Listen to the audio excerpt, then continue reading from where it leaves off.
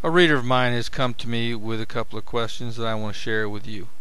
The questions are: will the rebuilding of the Jerusalem temple be a part of the peace accord the Antichrist will bring? And would the Nation of Islam allow the temple to be built alongside the Al-aqsa mosque?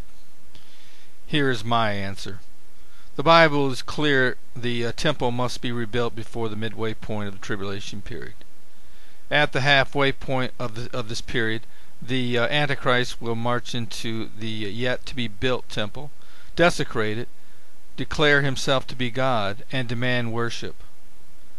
But in order for this prophecy to be fulfilled, there must be a temple in Jerusalem.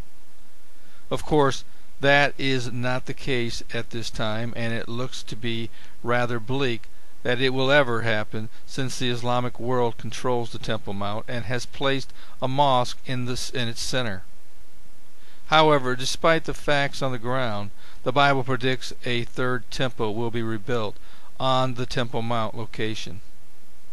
But the question still is, how will this take place? Many believe it will be part of the agreement the Antichrist will bring. They speculate somehow he will deceive the Islamic nations into allowing this to happen. According to Temple Mount Faithful, a Jewish organization dedicated to seeing the temple built in our lifetime, it could be completely erected in less than a year's time. Building materials, labor, and funding are not the problem. The problem is the Islamic world would never allow it to happen under any agreement. It is a long-standing principle of Islam: when an unbelieving nation has been conquered, one of the first steps is for all the churches or holy sites to be converted to mosques. In 1638 A.D., Umar conquered Jerusalem, where the Dome of the Rock and the Al-aqsa mosque were later built on the holiest Jewish site, the Temple Mount. History proves this conversion process has been an Islamic standard procedure for every Christian, Jewish, Hindu, etc. place of worship found in a conquered nation. To take this a step further, once a nation has been conquered by Islam, they must submit to an Islamic pact or set of rules. The people of this nation is then subjected to what is known as a dhimmi, or second-class status. There are a number of dhimmi rules, but here are three that I feel are important. Number one, they are not to build any new places of worship. Number two, they are not to repair any old places of worship which have been destroyed by the Muslims. And principle number 17 says they are not to build their houses in the neighborhood of Muslims.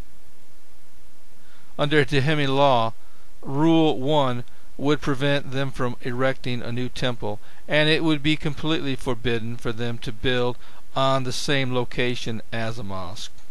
Frankly, if unbelievers cannot build in the same neighborhood as Muslims, they're certainly not going to allow a unbelieving religious center to be built on the same location as a mosque. It should also be pointed out, when Jerusalem was conquered by Islam, the temple had long been burnt to the ground by the Romans some 550 plus years earlier. The only viable remains was the temple foundation structure. That didn't prevent Umar from erecting what is known today as the Al-aqsa Mosque in the middle of the Temple Mount ruins. They didn't do this because it was a good location for a mosque, but because it is an Islamic principle of showing conquest over a nation. This principle has been around for hundreds of years and is alive and well even in our present day in religious Islamic culture. Case in point, Ground Zero in New York City. When the Muslim extremists flew 2 commercial jets into the Twin Towers back on September 11, 2001, reducing them to rubble, this was immediately viewed by Muslims around the world as a major conquest against the great Satan. They immediately began plotting how they could build a mosque on the very site they destroyed.